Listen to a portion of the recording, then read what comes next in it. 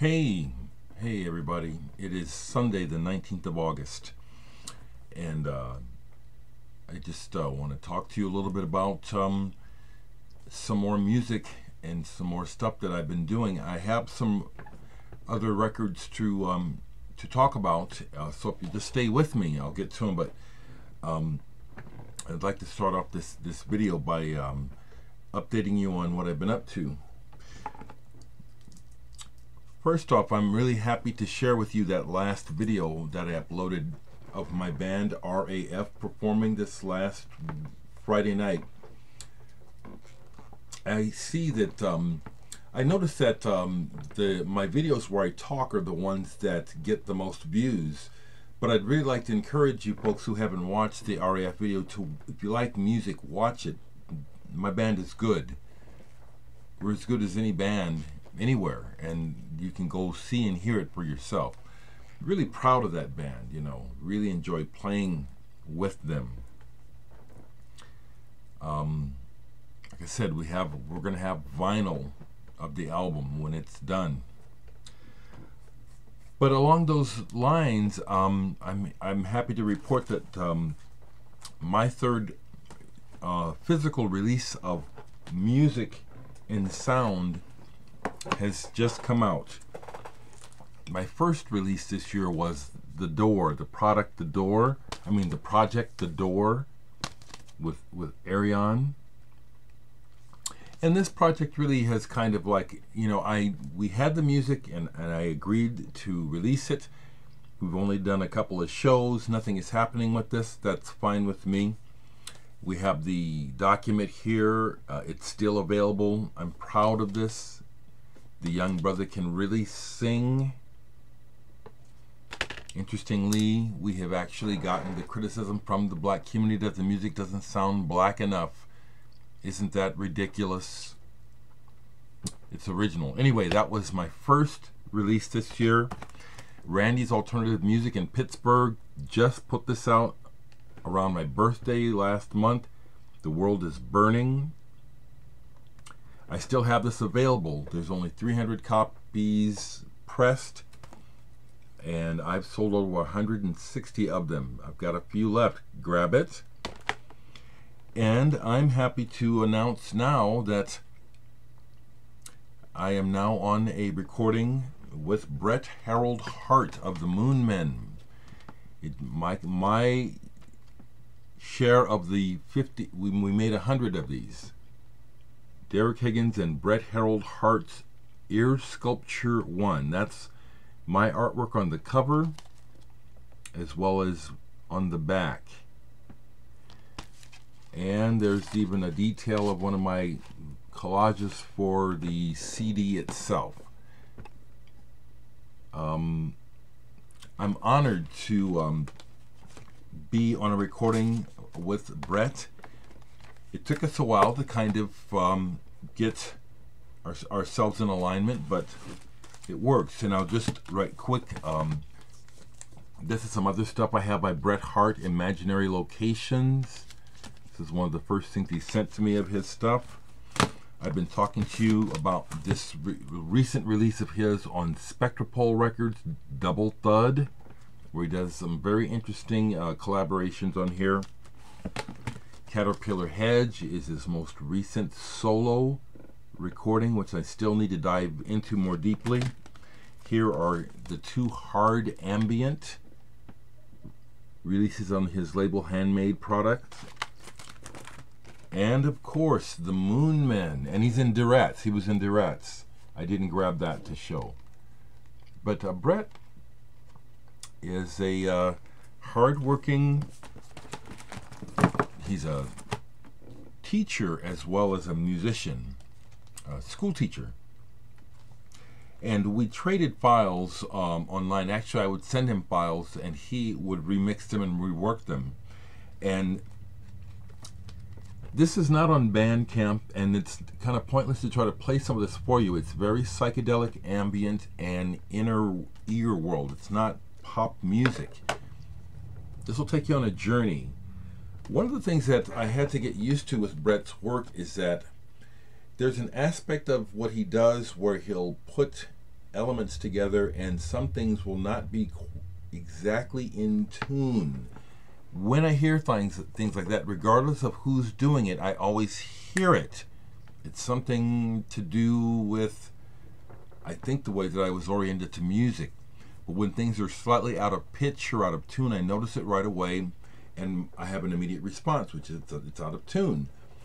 So I have to readjust my listening when elements of a piece are purposely put there for any number of reasons, to not be focused on the fact that this particular line, here comes this tone, and then here comes this tone, and it's not like that, it's more like that, or more like that. And that happens in some of what Brett does. I had to get used to it, okay? I have to be upfront, people. You know, there's no point in being fake. Oh, it's just great, it's just great. Because that way, when I tell you what I think is great about it, I'm being real. And I quite like this.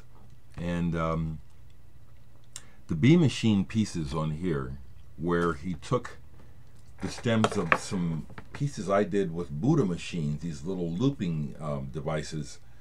Those are some of my favorites on here, but this is out now. Neither Brett nor I are going to release this through Bandcamp.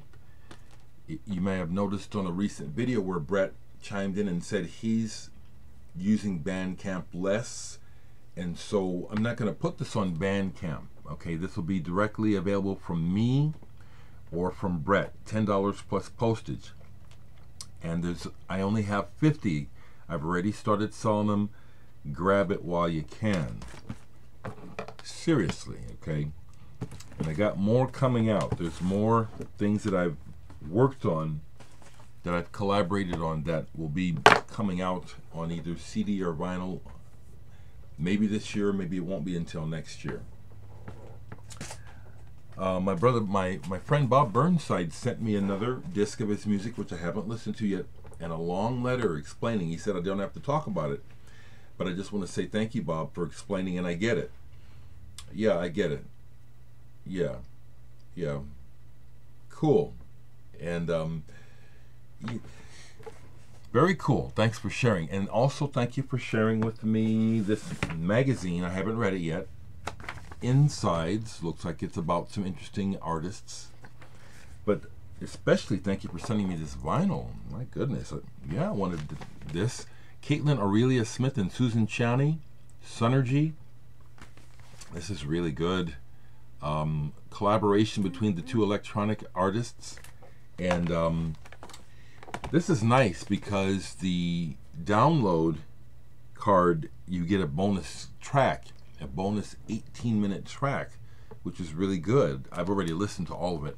This bubbles and burbles, it flows, it's that wonderful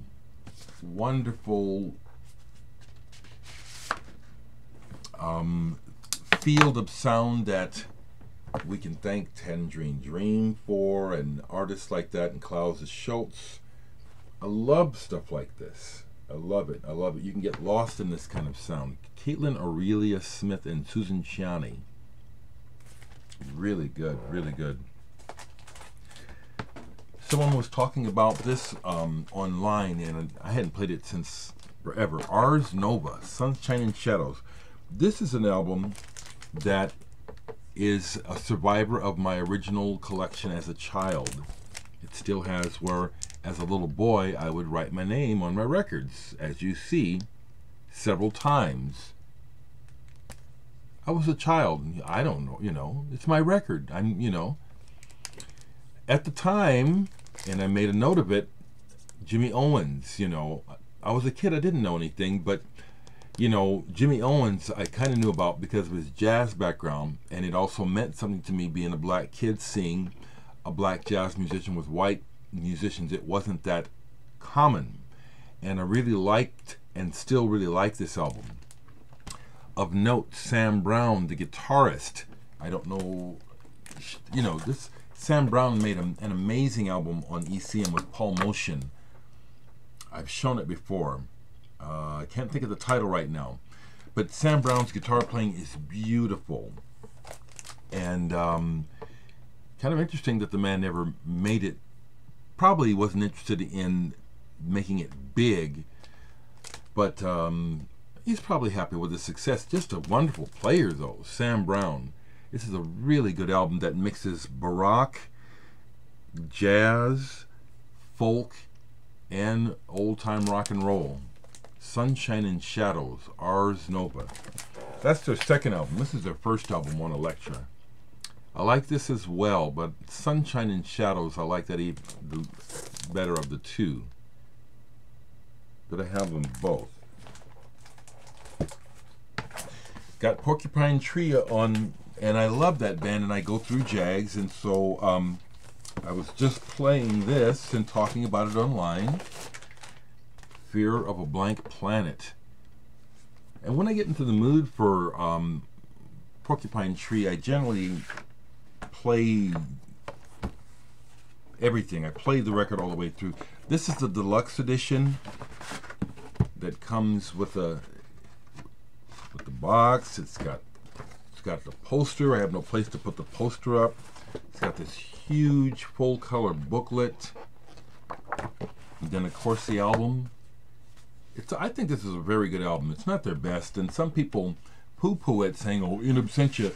Don't compare like that, people. Blue, yeah, it's blue vinyl. This is good, you know. It's like, as a person who makes music, what a stupid thought to think, for example, if I had made In Absentia, if I had made an album and said, "I've made In Absentia, oh, let's do it again." No, that's a stupid thought. I've made the album. What can I do now? Okay? You know, one of the downfalls of the industry, and I hate that word, is that the entertainment music industry is always looking for a surefire hit as opposed to trying to do something artistic. Well, if it worked once, it'll work again. Let's just repeat. That's bullshit, you know. So I'm happy that Porcupine Tree and Steven Wilson knew better than to just try to repeat and just do what some of the fans think they should do. They just made music. So to end this, Ear Sculpture, #1, brand new recording and release on Brett's label, not mine, handmade product. I'm also happy about that. Again, I like being put out by other people on their labels. I have 50 of these available, $10 plus postage. I'll leave the link below. It's not going to be on Bandcamp. Buy it directly either from me or Brett. I will leave Brett's PayPal address as well. You can buy it either from him or from me. Okay? Take care, y'all.